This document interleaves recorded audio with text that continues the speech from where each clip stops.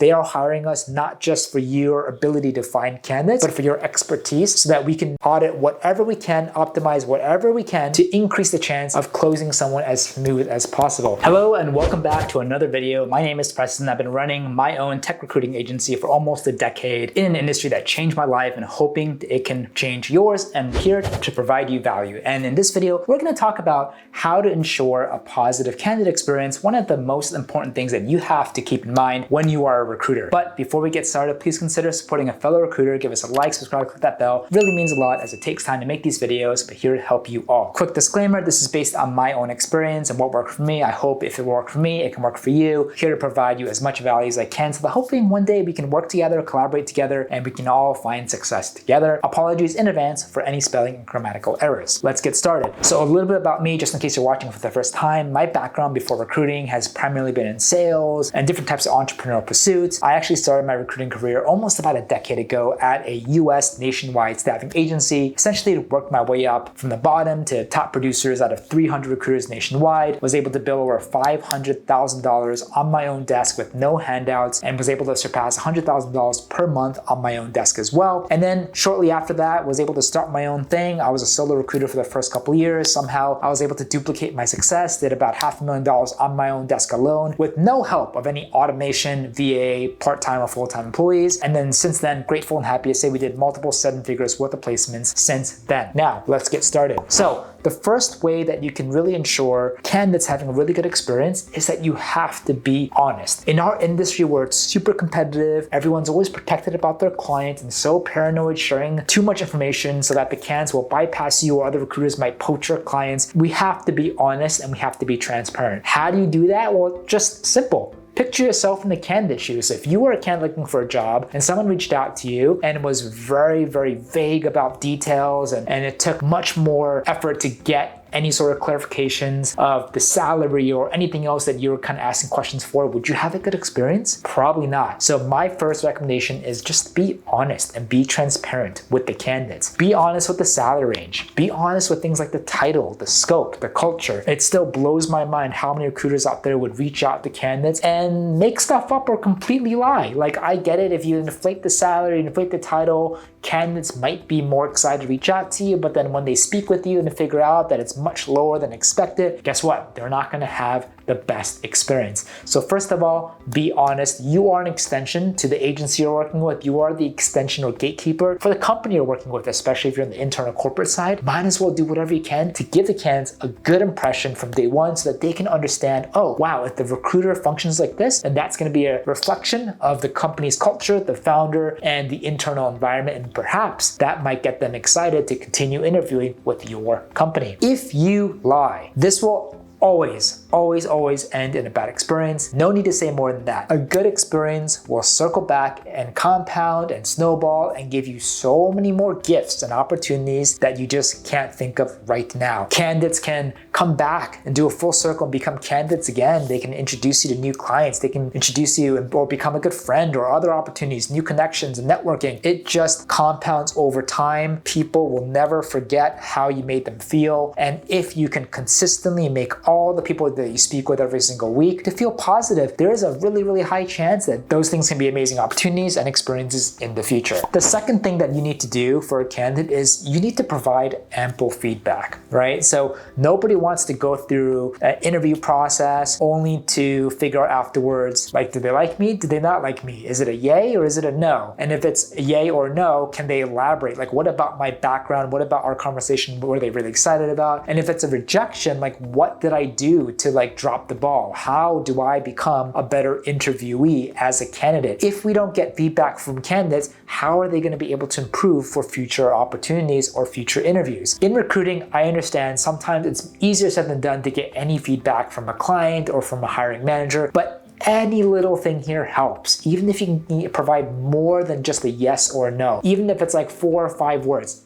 anything would make the candidate that much more appreciated of your effort and of your kind of working relationship with them. So make the effort. Try to ask repeatedly. Follow up with the hiring manager. Follow up with the client. Why is this person a yes? Why did you decide to pass or reject my candidate? Can you please provide any sort of insight so that my candidate can improve themselves better for future interviews? We are here not just to pitch a candidate a job and then forget about them if they don't get the job, hoping that you can help them be in a better situation. They can go through a more learning experience and so that they can be stronger, perform better before when you initially reached out to them, right? You want to leave things as better, leave the people better than when you first reached out to them. So always do whatever you can. You're never going to hit a home run each time with the hiring manager asking for feedback. But I promise you, whatever you can provide to the candidate, it will mean the world to them. Piggybacking off of the idea of providing really good feedback, also provide really good interview prep. You see, getting the candidate is one thing, but you want to also do whatever you can that the candidate has a higher chance of getting the job. And this goes all the way back from making sure that you have a really good discussion, deep dive with the client or hiring manager so you know exactly what they want. So I'm hoping that by the time that you've done an outreach, you've talked to a candidate, that 80%, 85%, 90%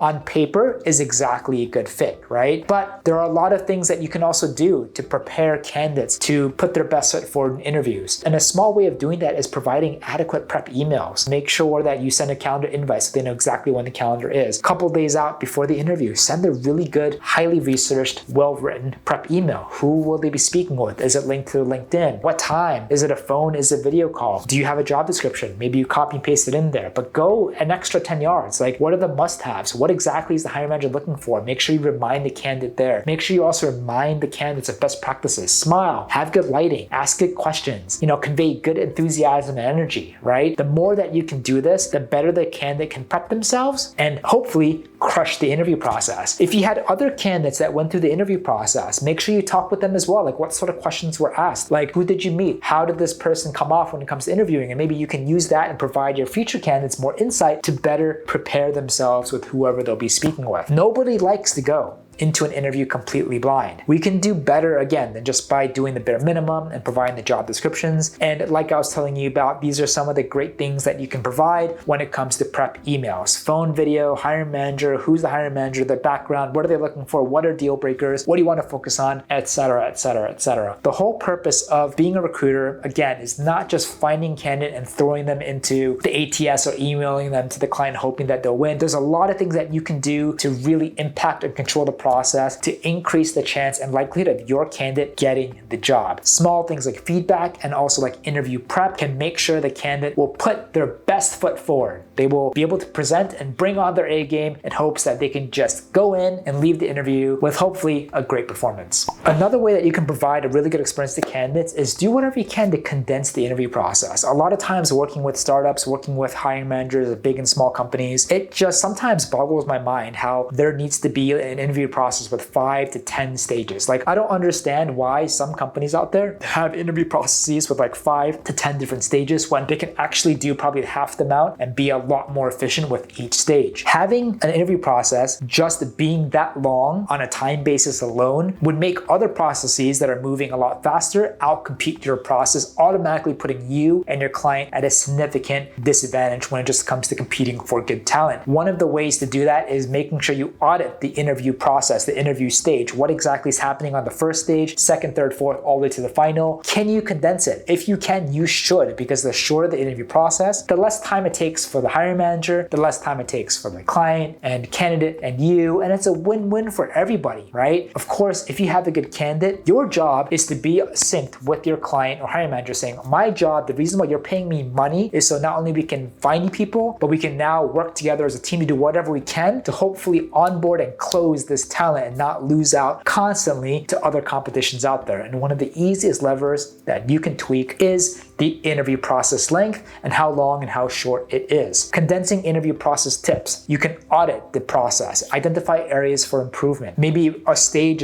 takes 2 hours when it only has to be an hour. Maybe there's a stage in between second and third round where you're asking candidates to do way too much work. Is there any way to truncate that or maybe make that part of the third round so it's more efficient rather than asking candidates to do a huge assignment and then they just lose people because no one wants to put in that much extra time to interview for a job. When it comes to scheduling, right? Try to schedule the candidate 1 to 2 days out instead of 3 to 5 days out. The more you can do that, the next round will be closer, and the round after that will be closer than the typical time frame, right? The faster you can schedule something out, the faster we can get through A to Z quicker. You want to audit constantly the offer processes too. Identify areas for improvement. Maybe the processes, the verbal coming out takes way too long and requires a thumbs up from too many stakeholders. Can we shorten that? Maybe the process of extending an official offer, it takes way too much time having to get verbal from the founders, from the finance, from the HR team. Can we do something there? Same thing with references and background checks. Can we make the references and background checks, can we do it earlier? Can we do it faster? Do we need it all together, right? Maybe with references, why talk to 6 people when you can talk to 3 or 2? Always do whatever you can to come back to the table with speed in mind. As recruiting, especially on the staffing side, our job is to also be consultants, to be domain experts with our clients. They are hiring us not just for your ability to find candidates, but for your expertise so that we can audit whatever we can, optimize whatever we can to increase the chance of closing someone as smooth as possible. It's your job to constantly look at things like prep, feedback, the career page, the interview process. Is it too long? The verbal offer, background checks. Like,